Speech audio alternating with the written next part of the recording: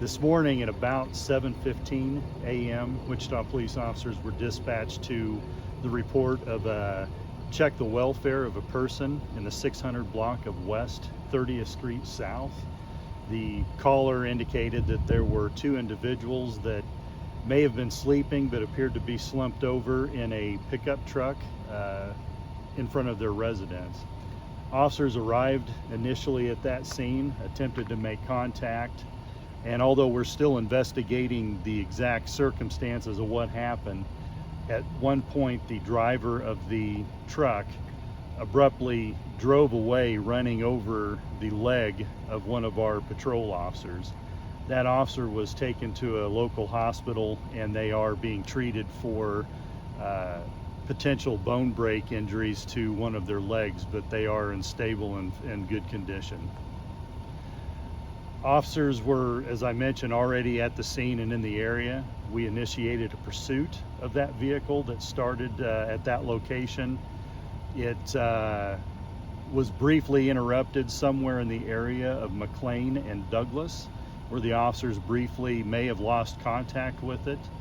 We were able to relocate the same suspect vehicle somewhere in the area of McLean and Meridian and reinitiated or continued our pursuit of that vehicle for the felony aggravated battery of law enforcement officer charges that we had originally.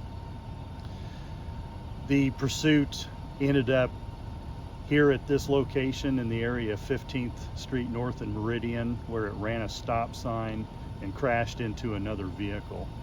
The occupants of the suspect vehicle are a 41-year-old male and a 27-year-old female, both of which are in police custody, and we're continuing our investigation into what we're going to ultimately do charge-wise with them.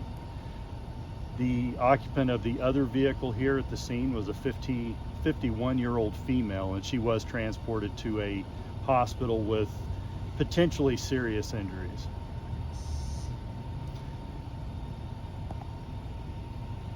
We'll let the chief provide a couple comments and then we'll take questions. Yeah. Okay. Yeah, I just want to say we had an officer doing their job, responding to a citizen's call to investigate a suspicious vehicle, and the officer was doing so correctly, properly, and peacefully when this person decided to gun the accelerator and run the officer over. It's only by the grace of God that he wasn't hurt more seriously. I visited him at the hospital. He's in very good spirits, considering what just happened to him.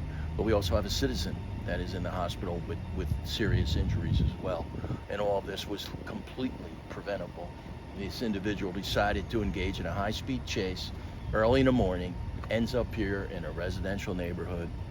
We already have a gun and narcotics in the vehicle that was just in plain view. We haven't even begun to search the vehicle as we are obtaining a search warrant. So I can promise you that the operator of that vehicle and quite possibly the passenger as well will be charged with multiple offenses when this investigation is completed. Also want to thank the Kansas Highway Patrol and the Sedgwick County Sheriff's Office, who is out here working in this investigation with us to maintain the integrity of the investigative process. So we appreciate their help, as well as the citizens of Wichita, who many of whom have had their morning seriously disrupted by this criminal act of negligence and just wanton disregard for public safety. Chief, talk about the disregard for public safety. I mean, we're standing in between the crash scene and a school. Exactly. And this person obviously did not care. Witness accounts indicate that he was traveling at a high rate of speed and took the stop sign behind me to make a turn, and that's how the other civilian, that's how the civilian injury occurred. Struck that vehicle at a relatively high rate of speed and drove it off the street, and then, of course, like a coward, fled the scene, tried to run away. Didn't check to see if the motorist that he had injured was okay, or whether there were children in the car. Was just concerned with escaping, and officers made sure that didn't happen. Is this if this hadn't been a situation where a law enforcement officer had been injured, could have this been a situation where maybe we might have called this chase off? But since there was an officer hurt, would have that changed anything?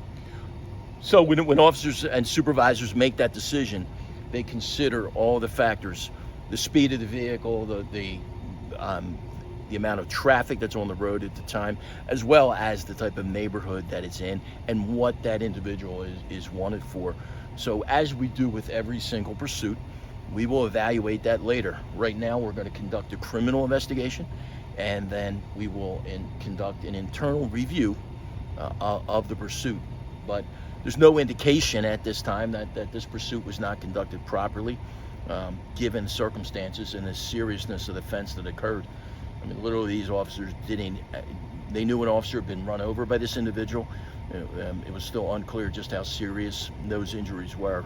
But we will follow our standard operating procedure as we do after every pursuit.